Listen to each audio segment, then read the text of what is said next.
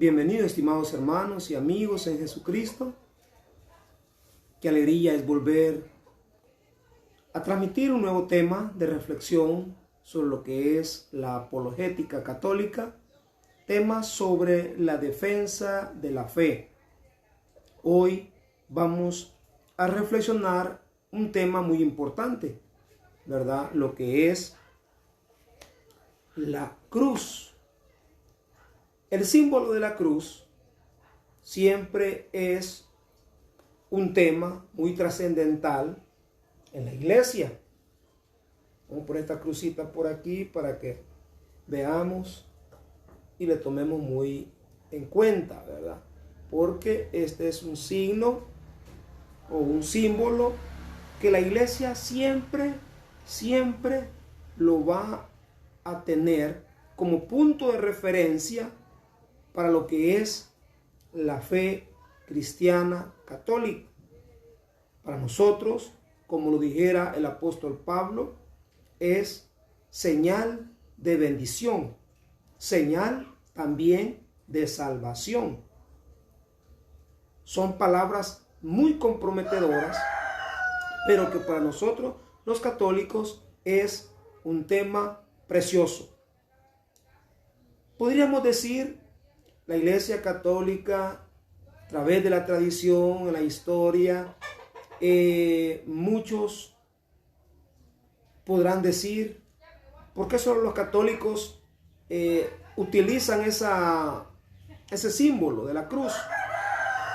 Bueno, cabe recalcar que solamente la Iglesia Católica ha sabido darle el discernimiento importante y necesario y el más debido a lo que es el instrumento que nuestro Señor Jesucristo utilizó para darnos la vida. Y no solamente la vida común y corriente, la vida normal, sino que la vida eterna. Es importante ponerle mucha atención a esto. Pero, hermano, yo quisiera ver si me alcanza el tiempo para hacer énfasis en algunos textos puntuales de la Sagrada Escritura, donde desde el Antiguo Testamento la Sagrada Escritura nos va a hablar partes referenciales de lo que es la Santa Cruz, como le llamamos también nosotros, ¿verdad? Cabe recalcar que los hermanos separados dicen, ¿y por qué los católicos defienden, aman y tienen esa cruz o una cruz en los templos? Hacen la señal de la cruz, ¿verdad? En su cuerpo, ponen una cruz en los cementerios, en la tumba. Pues bien, hay muchas respuestas, hay muchos textos bíblicos. La Iglesia Católica tiene la respuesta para cada tema controversial con nuestros hermanos separados. Lastimosamente ellos solamente a veces se basan en un texto en la Biblia y con ese texto quieren hacer un gran alarme, un gran desorden, tan grande el alarme y el desorden, incluso psicológico, doctrinal y espiritual, que hacen con la gente, que a mucha gente han engañado, porque ellos se toman, nada más se quedan con lo que es una cita bíblica que está en el Antiguo Testamento, especialmente en el libro del Deuteronomio, donde ahí nos va a decir, porque el Deuteronomio es un libro también basado en la ley, y la ley judía decía de que a todos los ladrones, malhechores, estafadores, ¿verdad? Se les diera una muerte cruel colgándolos de una cruz, aunque en aquel tiempo no decían directamente cruz, sino que dice de un árbol, o sea, de un madero. Era una muerte dura, una muerte cruel, una muerte que, hermanos, era como un escarmiento, era como la paga, así de dura, de cruel, colgando a esas personas en un árbol. Ahora bien, ese texto bíblico aparece nuevamente, recalcándolo allá en la carta a los Gálatas. Pero fijémonos bien. En la historia, vuelvo a repetir, y hoy vamos a basar ya en los textos que la Iglesia Católica también pone como punto referencial para hablar de esto. Por ejemplo, una historia bien conocida, el libro de los Números, que también es uno de los 5 primeros libros de la ley, ¿verdad? Del Pentateuco. Está cerquita del Deuteronomio. Dios mismo ahí manda a hacer un asta, a poner en un asta, en un palo, en un árbol. Le manda a decir a Moisés que haga una serpiente de bronce. ¿Por qué Dios permite ese símbolo en esa ocasión? Cuando sabemos nosotros que la serpiente también simboliza el mal, simboliza Satanás, al diablo, a la mentira. Dios mismo, fíjate bien, va a utilizar, solo Dios saca de un mal un bien. Solo Dios sacó de un mal una salvación. Satanás se les presenta a Adán y a Eva a través de una serpiente, ¿verdad? Y los engaña, los seduce. Pues ahora aparecen los israelitas portándose mal contra Dios, murmurando contra Dios y Moisés.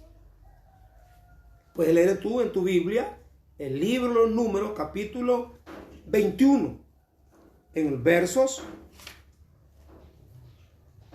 Puedes leer el verso del 4 al 9. Dios se disgustó con el pueblo de Israel, porque tanto que había hecho Moisés por su pueblo, tanto que Moisés intercedía, abogaba, él era el intermediario para pedirle y suplicarle a Dios nuestro Señor favores, piedad, misericordia, compasión hacia su pueblo. Pueblo que el mismo Dios había elegido para que Moisés lo pastoreara, lo guiara, lo condujera por el camino, el desierto, a llevar la tierra prometida. Pero como el pueblo se impacienta, pierde la paz, pierde la paciencia, pierde la fidelidad, la obediencia a Dios y murmura, contradice. Y Dios manda a Moisés a hacer una serpiente de bronce y la coloque en un asta, en un árbol, en un poste, en lo alto. Y toda persona que fuese mordida por aquella serpiente no moriría si iba y llegaba a ver, miraba la serpiente en aquella asta, automáticamente sanaba. Fíjate, Dios mismo fue el que eligió, el que quiso que así fuera. Ahora, ¿quién somos nosotros para ponerle a Dios trabas? Para cuestionar al mismo Dios, nuestro Señor, al Todopoderoso, al que nos ha creado, nos ha hecho a su imagen y semejanza. Pues bien, este mismo hecho, esta misma acción de Números capítulo 21, lo va a recoger también Jesucristo. ¿Quién es Jesucristo, hermano? ¿Es Dios o es quién? ¿Quién es para ti? Pues si tú me dices que es Dios, entonces el mismo Cristo, leamos capítulo 3, versículo 14 al 16, ya el plan salvífico de Dios. Actuando en el Nuevo Testamento, Jesucristo mismo va a decir: así como Dios mandó a Moisés a hacer una serpiente de bronce y colocarla en un asta, en un árbol. Así como Moisés levantó la serpiente en el desierto, así tiene que ser levantado el Hijo del Hombre, para que todo el que crea en él tenga vida eterna. El amor de Dios, hermano, permitió, tan grande el amor de Dios, como dice una alabanza, que permite que aquella acción, aquella palabra judía de los israelitas que había dicho que le dieran muerte a los malhechores, estafadores, usurpadores, ladrones, etcétera, homicidas, le dieran muerte colgándole en un árbol, en un palo. Allí Cristo quiso, hermanos, pasar, sufrir en su carne propia, en su vida propia, una vida de un malhechor, de un estafador, de un ladrón, de un homicida. Y se deja colgar en una cruz, se deja que lo maten colgándole en una cruz. ¿Cómo nosotros vamos a recriminar al mismo Cristo si fue Él quien le dice, fíjate, Él mismo le está diciendo en este diálogo, San Juan capítulo 3, versos del 13 al 17, en un diálogo entre Jesús y Nicodemo. Y Jesús le dice, nadie ha subido al cielo, sino el Hijo del Hombre que ha bajado del cielo y está en el cielo. Así como Moisés levantó la serpiente en el desierto, así también tiene que ser levantado el Hijo del Hombre para que todo el que crea en Él tenga vida eterna. Palabra del Señor. Hermano, Dios levantó la serpiente y para levantarla tenía que necesitar un árbol, un asta alto. Y Cristo también utiliza ese símbolo, esa acción de ejemplo de Moisés en el desierto. Ahora Jesús dice, el Hijo del Hombre, que era el mismo, tenía que ser levantado en alto para que el que creyera en Él, el que lo viera y creyera en Él, tuviera vida eterna. Tanto amó Dios al mundo que envió su único Hijo. ¿Vea? Que envió su único Hijo. Dios entregó su Hijo. ¿Ve? Dios lo entrega, Dios lo dona, Dios lo da, lo manda a la tierra con esa misión de venir a purificar, a sanar, a limpiar, a perdonar todos los pecados de la humanidad. Todo el que crea, el que vea a Cristo, exalte a Cristo, levante a Cristo en su corazón. Por eso es importante que tú y yo levantemos a Cristo en nuestro corazón con un buen testimonio de vida, hermano. Con un buen testimonio de un cambio de vida, un nuevo nacimiento en la vida espiritual de la vida cristiana. Esa es la acción que Cristo quiere que ahora hagamos nosotros. Ya no tanto que coloquemos, ¿verdad?, un poste como los que están de alto, los de la energía, ¿verdad? Y ahí coloquemos nosotros a Jesús. No, hoy podemos ver nosotros que los cristianos católicos lo que hacemos es poner una cruz, hacer una pequeña cruz de un árbol. Por ejemplo, la tradición antigua, los antepasados nos han enseñado de ese palo llamado de giote. Porque es un árbol, es un palo tan agradecido que solamente se entierra un poquito o se pone en una parte húmeda y ahí se enraiza, se pega. Pero nosotros, fíjate bien, te voy a decir esto también para que tú como católico me entiendas, me comprenda, o como no católico también logres entender la visión, la doctrina de la iglesia. No es que nosotros adoremos directamente a un pedazo de palo, a un pedazo de madera, sino que es el misterio que representa el símbolo de la señal de esa cruz. Adoramos al que murió en esa cruz. No en esta en sí, ¿verdad? Sino como un ejemplo que para nosotros los católicos es señal de salvación, señal de redención. señal que si vamos a un cementerio, allí está una tumba, ahí está una crucita, ahí está un cristiano muerto, ahí está un difunto cristiano. Y que ese cristiano o ese difunto le pusieron esa cruz sus familiares, sus parientes, esperando que en la hora de la resurrección de los muertos, Cristo, que prometió venir a traer consigo a sus fieles servidores y llevárselos a gozar con él por la eternidad, entonces la señal es que ahí está un difunto cristiano, un difunto especialmente que perseveró, que luchó, que se entregó.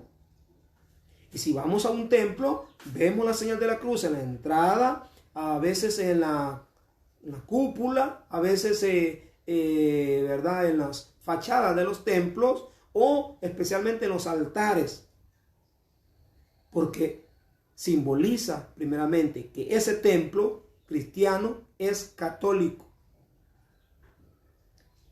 que no se avergüenza de preservar o conservar la señal de la cruz, pero ya no como signo de maldición. A mí me da un poco de risa, no sé si, no quiero también que me lo tomen como burla con los hermanos separados, no. Pero te voy a decir esto para que tú tengas la idea y andes con eso en la mente.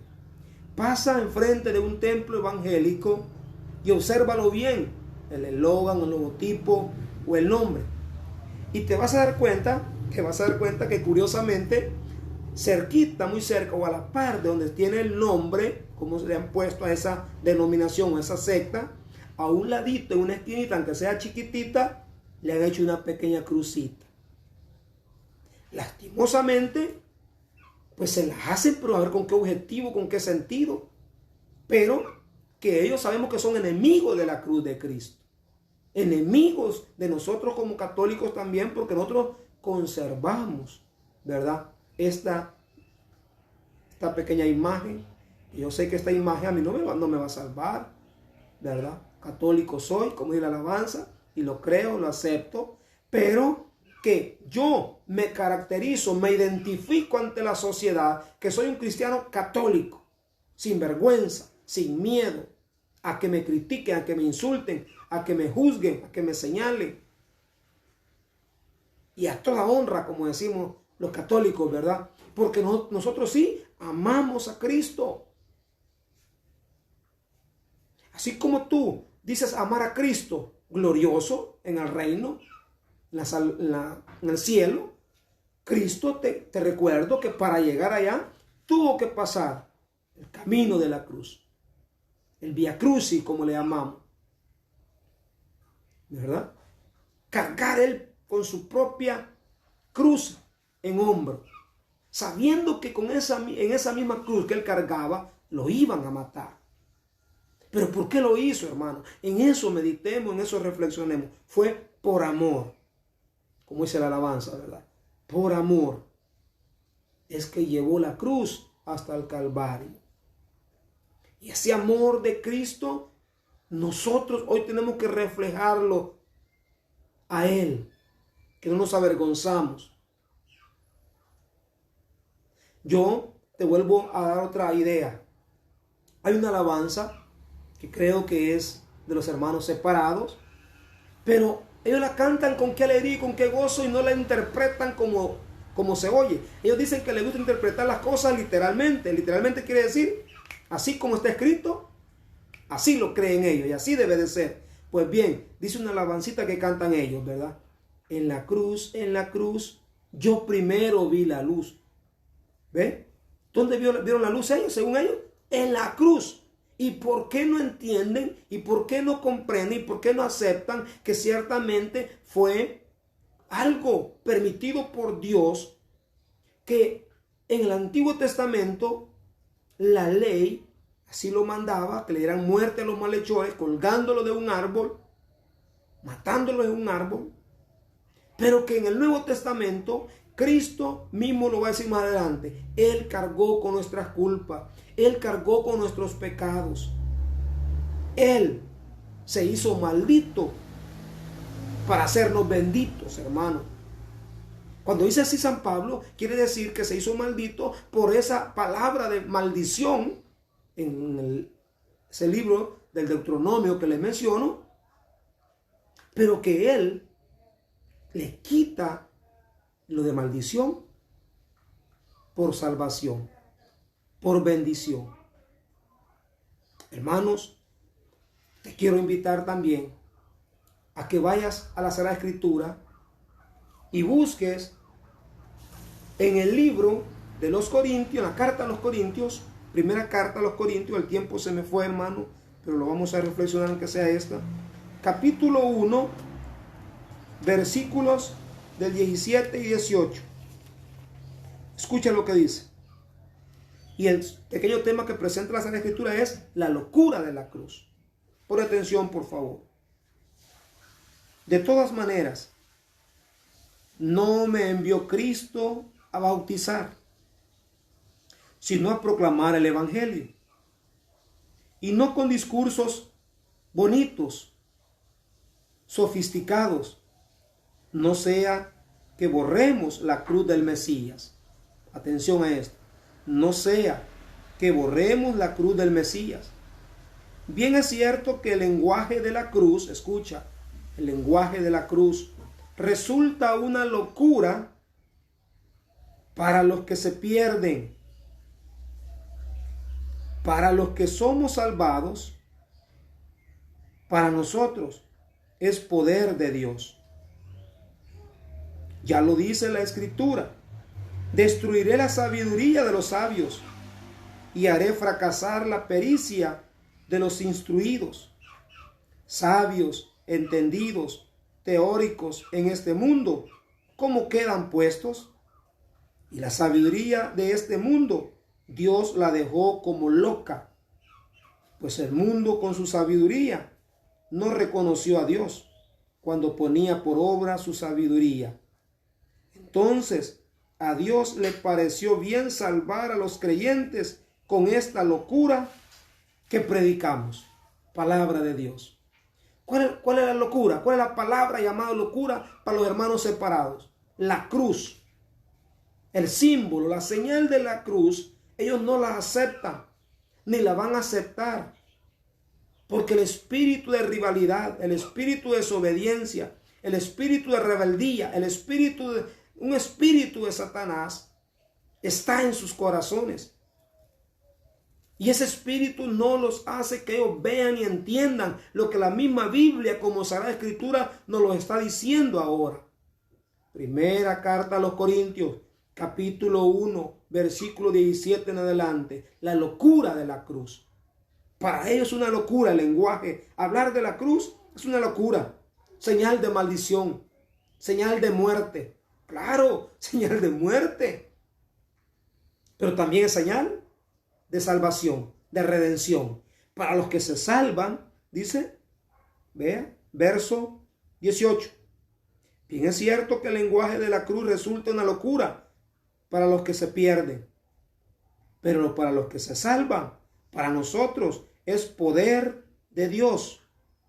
Hermano católico, hermanita católica, escucha lo que dice la Sagrada Escritura. ¿Por qué te da vergüenza? ¿Por qué te da pena cargar una crucita, verdad, en el cuello? ¿Por qué te da pena poner una cruz como señal de cristiano que está ahí enterrado en el cementerio?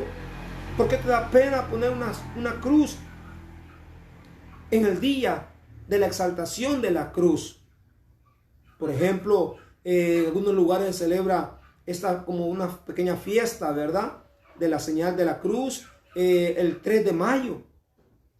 Otros aducen que es una fiesta dedicada, ¿verdad?, a la naturaleza, por los frutos, por la lluvia, por las bendiciones en las cosechas. Hay muchas historias, hermano, que nos hablan de la señal de la cruz. Repito, pecado fuera que nosotros estuviéramos idolatrados, predicando un mensaje diciendo, la cruz me va a salvar. No, la cruz no me va a salvar a mí, ni a ti, ni a nadie. Quien nos va a salvar o quien nos salvó ya y permitió que lo clavaran en la cruz fue Jesucristo el Señor, al que seguimos, al que adoramos, al que glorificamos, y al que exaltamos. Y tenemos que exaltarlo, no solamente subiéndole en una cruz en alto, como las que ponemos cerca de los campanarios, en los templos, ¿verdad? En la fachada del templo o en el altar, sino más que todo en nuestra alma. Levantar, exaltar, glorificar a Cristo Jesús es serle dócil, ser humilde, ser obediente a su voz, a su mandato que Él nos da. Terminaré el tema, hermanos, citándote otro texto, Filipenses capítulo 3, versículo siempre del 17 al 18.